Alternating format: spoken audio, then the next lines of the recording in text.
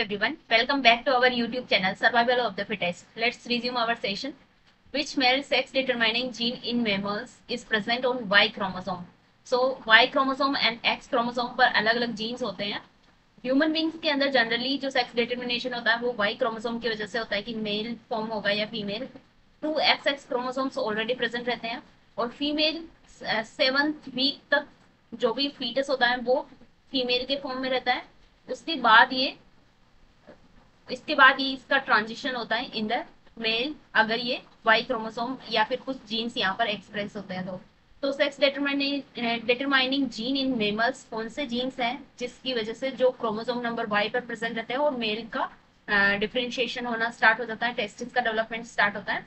तो इसमें स्पेसिफिक जो जीन है वो है SRY gene, sex determining reason on Y genes. It is a male sex determining gene in mammals और present on the Y chromosome. और उसके बाद ये SOX9 जीन जो है उसको डाउनस्ट्रीम प्रोसेसिंग करवाता है और ये टेस्टिस के डिफरेंशिएशन में भी रोल प्ले करता है. तो फर्स्ट यहाँ पर जो इम्पोर्टेंट जीन है वो होगा SRY जीन. WNT4 की बात करें तो ये क्रोमोसोम नंबर 1 पर प्रेजेंट रहता है और ये ऑटोसोम है और इसके अंदर क्योंकि ये क्रोमोसोम नंबर 1 पे है मतलब ये ऑटोसोम है और ये भी ओवेरियन डेवलपमेंट में इंपॉर्टेंट रोल प्ले करता है. So this is part in the ovarian development and it is present in chromosome number 1. Next इसमें सेकंड ऑप्शन DEX1 की बात करें. DEX1 प्रेजेंट रहता है एक्स क्रोमोसोम पर और ये भी ओवेरी डेवलपमेंट में पार्टिसिपेट करता है. इसका अगर डुप्लीकेशन हो जाए तो male to female sex reversal हो सकता है. तो अगर इसमें ये भी ओवेरियन डेवलपमेंट में पार्टिसिपेट करता है and it is present on x chromosome. So this is about all these genes. यहाँ पर आंसर हो जाएगा option number first. Next question is if A chromosome segment AB, ये सेंट्रोमियर है, CDEF, this is the chromosome segment, undergoes rearrangement and change into this type of arrangement, this is called. तो ये एक inversion का type दिख रहा है. यहाँ पर इन्वर्जन हुआ है C and D जो सेगमेंट है उसका यहाँ पर इन्वर्जन हुआ और D इधर से यहाँ पर चला गया. मतलब क्या हुआ कि जैसे ये एक सेगमेंट था ये वाला AB एंड यहाँ पर सेंट्रोमियर प्रेजेंट था. सेंट्रोमियर से कुछ जो जीन्स है वो इधर आ गए और कुछ उधर चले गए.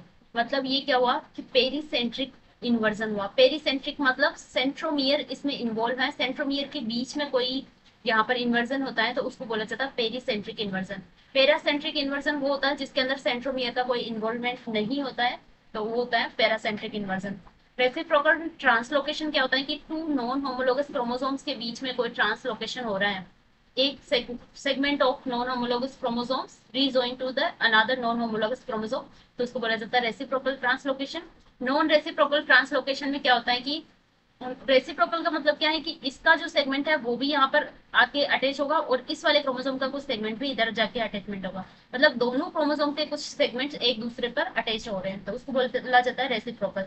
नॉन रेसिप्रोकल मतलब सिर्फ एक क्रोमोसोम का कुछ पार्ट जाकर दूसरे नॉन होमोलोगस क्रोमोसोम्स पर अटैच हो जाता है तो उसको बोला जाता है non reciprocal translocation.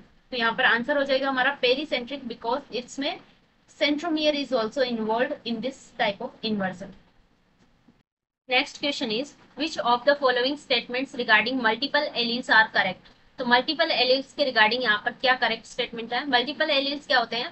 alternative form of the alleles which are present on the same genes and same locus. एक ही locus पर alternative form of genes अगर present रहती है तो उसको बोला जाता है मल्टीपल एलील्स. तो यहाँ पर ऑप्शन देखें तो multiple alleles always occupy the same locus in the chromosome. Yes this is correct statement because multiple alleles always occupy same locus यहाँ पर रहता है हमेशा. Crossing over occur with in the alleles of same multiple allele series, this is not the correct because crossing over जो होता है वो between different loci और डिफरेंट क्रोमेटिड्स पर होता है. ये सिंगल जो लोकस होता है उसके बीच में ये नहीं हो सकता है इस वजह से यहाँ पर ये ऑप्शन रॉन्ग हो जाएगा. Multiple alleles do not always influence the same character, ये भी रॉन्ग हो जाएगा बिकॉज मल्टीपल एलील्स क्या करते हैं हमेशा सेम कैरेक्टर को इन्फ्लुएंस करते हैं. तो मल्टीपल एलील्स क्या होता है कि जो one gene govern the same character, एक जीन हमेशा एक ही करेक्टर को यहाँ पर शो करेगा, इन्फ्लुएंस करेगा। तो यहाँ पर do not always influence the same character, तो सेम करेक्टर को इन्फ्लुएंस करता है, इस वजह से ये ऑप्शन रॉन्ग हो गया। The wild type allele is nearly always dominant, ये बिल्कुल करेक्ट है, बिकॉज इसमें नियरली ऑलवेज डोमिनेंट दिया है। ऑलवेज डोमिनेंट तो नहीं हो सकता, दो not always but it will dominate, generally it will dominate. That's why wild type alleles are generally dominant or nearly always dominant. यहाँ पर आंसर हो जाएगा हमारा A and B statement. This is about multiple alleles. Next question is, which method was devised by H.J. Muller for detecting lethal mutation in sex chromosome of Drosophila? So Muller ने Drosophila के अंदर sex chromosome के अंदर जो lethal mutation है, generally mainly x chromosome के अंदर lethal mutation को डिटेक्ट करने के लिए एक टेक्निक का यूज किया था, जिसको बोला जाता है CLB मेथड और CLB टेक्निक। ये CIB नहीं है, CLB है। तो यहाँ पर ये आंसर करेक्ट हो जाएगा। C stands for cross over suppressor, cross over को कोई सप्रेस कर सकता है, वो method cross over suppressor like inversion हो जाएगा, क्योंकि इन्वर्जन क्रॉसिंग ओवर को क्या करता है, सप्रेस करता है। और L means recessive lethal gene, तो एक्स क्रोमोसोम के अंदर रेसेसिव लीथल जीन्स को डिटेक्ट करने के लिए ये मेथड है, इसलिए L means recessive lethal gene and B means हो जाएगा यहाँ पर बार आइड जीन। बार आई जीन इसलिए लिया है क्योंकि ये फिनोटाइप है और ये इजीली यहाँ पर देखा जा सकता है, और बार आई इजीली मॉर्फोलॉजिकली इसको डिटेक्ट किया जा सकता है कि बार आई प्रेजेंट है या नहीं है ड्रोसोफिला के अंदर। तो इसके बेस पर ये इस टेक्निक का यूज किया था, और इसमें इन्होंने देखा था कि जो एक्स क्रोमोसोम्स है उसके अंदर लीथल जीन प्रेजेंट है या नहीं है। तो इन्होंने जो एक्सपेरिमेंट किया था, एक ऐसी ड्रोसोफिला फीमेल पर किया जिनके अंदर जो एक्स लिंक पर लीथल जीन प्रेजेंट था। तो लीथल जीन वाली जो फीमेल्स है, लीथल जीन वाली जो फीमेल्स है उन पर ये एक्सपेरिमेंट किया गया। तो इनको मेट करवाया गया, जो एक्स लिंक्ड लीथल जीन वाली जो फीमेल्स है उनकी मेटिंग करवाई गई म्यूटाजन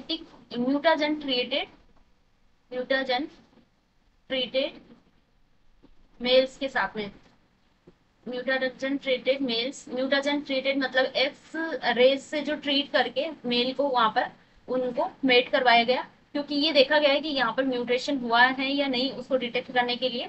तो नेक्स्ट जनरेशन में जो भी मेल प्रोजेनी थी उनके अंदर जो एक्स क्रोमोसोम था उसको डिटेक्ट किया गया यहाँ पर, और जिन मेल के अंदर जो न्यू रेसेसिव म्यूटेशन था वो मेल वहां पर डाई हो गए, मतलब वो मर चुके थे यहाँ पर, वो उनकी वायबिलिटी नहीं बची थी यहाँ पर। और यहाँ पर ओनली वो फीमेल्स बची थी जिनके अंदर CIB म्यूटेशन हो रखा था, मतलब कि जिनके अंदर CIB म्यूटेशन ऑलरेडी था, वो फीमेल्स यहाँ पर बची थी ओनली, बाकी वो मेल सारे नॉन वाइबल थे यहाँ। तो जिन फीमेल्स के अंदर CIB क्रोमोसोम प्रेजेंट था, एक्स लिंक्ड लीथल जीन वाला क्रोमोसोम प्रेजेंट था, वो फीमेल्स यहाँ पर सर्वाइव कर पाई, बाकी अदर मेल्स यहाँ पर डाइड हो गए, मर गए थे। इसका मतलब क्या है कि मेल के अंदर वो एक्स क्रोमोसोम अगर प्रेजेंट नहीं है तो मेल के अंदर जो म्यूटेशन हुआ है वो म्यूटेशन यहाँ पर वर्क करेगा। इस तरह से म्यूटेशन को डिटेक्ट करने के लिए ये टेक्निक यूज की थी H.J. मूलर ने। This technique is allowed the efficient screening and quantitative analysis induced mutation providing a way to score the frequency of lethal mutation in population। किसी भी population के अंदर lethal mutation कितना है उसकी efficient screening और उसका quantitative analysis करने के लिए इस टेक्निक का यूज किया जाता है। एमीज टेस्ट की बात करें तो ये यूज किया था सबसे पहले ब्रूस एमीज ने। तो इन्होंने म्यूटाजेनेसिटी, इन्होंने साल्मोनेला टाइफीम्यूरियम के अंदर जो म्यूटाजेनेसिटी देखने के लिए ये टेक्निक एमीज टेस्ट का यूज किया था। इन्होंने म्यूटाजेनेसिटी केमिकल्स की कुछ म्यूटाजेनेसिटी देखी थी, इन्होंने साल्मोनेला टाइफीम्यूरियम स्ट्रेन पर कुछ केमिकल्स को यूज किया, और जो स्ट्रेन यहाँ पर हिस्टिडीन प्रोड्यूस कर सकती थी, ऑक्सोट्रोपिक हिस्टिडीन प्रोड्यूस करने के लिए, उनके ऊपर इन्होंने कुछ केमिकल्स डाले और केमिकल्स का उनके ऊपर इन्होंने उस कॉलोनी में केमिकल का यूज किया। और अगर ये केमिकल्स म्यूटेशन इंड्यूस करते हैं तो वो फिर bacteria regain the ability to synthesise histidine, मतलब उन बैक्टीरिया के अंदर वापस से हिस्टिडीन प्रोड्यूस करने की एबिलिटी आ गई थी, तो इस तरह से एमिस टेस्ट होता है। बैलेंस्ड लीथल सिस्टम क्या होता है? बैलेंस्ड लीथल सिस्टम एक जेनेटिक टूल है जिसमें दो लीथल जीन हेट्रोजाइगस कंडीशन के अंदर रखे जाते हैं और उनके अंदर इन्वर्जन होता है टू प्रिवेंट द रिकॉम्बिनेशन। तो रिकॉम्बिनेशन यानी क्रॉसिंग ओवर को प्रिवेंट करने के लिए उनके अंदर इन्वर्जन होता है, जिसकी वजह से पॉपुलेशन के अंदर लीथल म्यूटेशन को मेंटेन रखा जा सकता है। लेकिन इसमें होमोजाइगोट्स जो होंगे वो तो यहाँ पर मर जाएंगे, नॉन वायबल होंगे, लेकिन हेट्रोजाइगस यहाँ हेट्रोजाइगोट्स जो भी होंगे वो यहाँ पर वायबल होंगे। तो ये ड्रोसोफिला के अंदर ही यूज किया गया था, लेकिन मूलर का ये एक्सपेरिमेंट नहीं है, इस वजह से ये रॉन्ग हो जाएगा। और attached x linked x method जो होता है, इसमें क्या होता है कि दोनों जो एक्स क्रोमोसोम है वो फिजिकली अटैच्ड होते हैं और ड्रोसोफिला के अंदर ही ये देखा गया और वो इन साथ साथ में इनहेरिटेड होते हैं। तो ये हेल्पफुल होता है एक्स लिंक्ड ट्रेट को एनालाइज करने के लिए, एक्स लिंक्ड ट्रेट को स्टडी करने के लिए। इसके अलावा ये नॉन डिस्टिंक्शन को स्टडी करने के लिए भी काफी इंपॉर्टेंट है। और इसका गाइनेंड्रोमॉर्फ जो फॉर्म होते हैं, मोजेक फ्लाइज जो फॉर्म होती है, उसको प्रोड्यूस करने के लिए भी इसका यूज किया जाता है अटैच्ड एक्स मेथड का। तो इस वजह से ये रॉन्ग हो जाएगा। यहाँ पर जो हमारा आंसर है वो है CLB technique that is used by the HJ Muller for detection of lethal mutation in Drosophila. Next question is, in linkage में recombination frequency between any two genes will never exceed. So I think this is the simplest question of genetics. इसके अंदर हम सबको पता है कि recombination frequency है, जो रिकॉम्बिनेशन फ्रीक्वेंसी जो होती है लिंकेज वेव के अंदर वो 50% से ज्यादा एक्सीड कभी नहीं कर पाती है। तो यहाँ पर आंसर हो जाएगा हमारा 50%।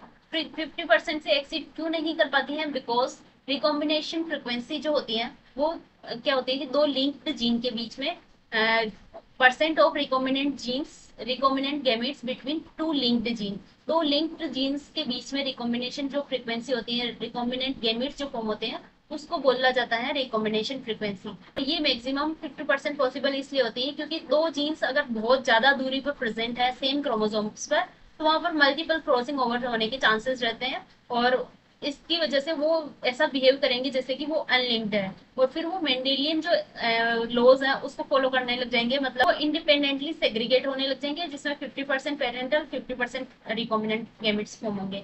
मतलब कि ओनली 50% रिकॉम्बिनेशन फ्रीक्वेंसी यहाँ पे पॉसिबल है अगर वो काफी ज्यादा दूर प्रेजेंट है तो, और अगर पास में प्रेजेंट है तो फिर वो कम परसेंट वाले रिकॉम्बिनेंट गैमेट्स बनेंगे। तो इस वजह से क्योंकि एक ही क्रोमोसोम्स पर अगर दो जीन्स काफी दूर प्रेजेंट है तो वहाँ क्रॉसिंग ओवर होके वो अनलिंक्ड की तरह शो करेंगे और लिंक्ड जीन्स का ओनली 50% जो रिकॉम्बिनेशन फ्रीक्वेंसी है वो पॉसिबल है।